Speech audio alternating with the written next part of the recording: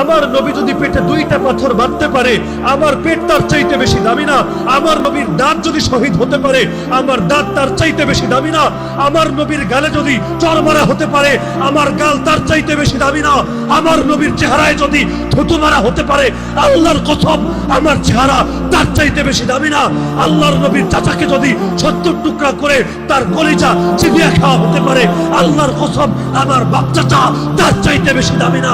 আরে আল্লাহর দ্বীনের জন্য যদি আল্লাহর নবীকে কাবা ছাড়তে হয়, মক্কা ছাড়তে হয়, পবিত্র ঘর ছাড়তে হয়, আমার ঘর, আমার এলাকা, আমার দেশ তার চাইতে বেশি দামি না? আমার মসজিদ, আমার মাদ্রাসা, আমার খানকা তার চাইতে বেশি না? আরে প্রয়োজনে দুনিয়ার সব ছাড়বো, প্রয়োজনে নিজে শহীদ হব, প্রয়োজনে আমার স্ত্রী বিধবা হবে, আমার সন্তান এতিম হবে, আমার বাপের কোল খালি হবে, আমার মায়ের চোখ থেকে অশ্রু ঝরবে, কিন্তু আল্লাহকে সাক্ষী রেখে আজকে বলে যাবেন, হে আল্লাহ, যে কোনো মূল্যে তোমার জমিনে তোমার দিনকে ভুলুণ্ঠিত হতে দেব না।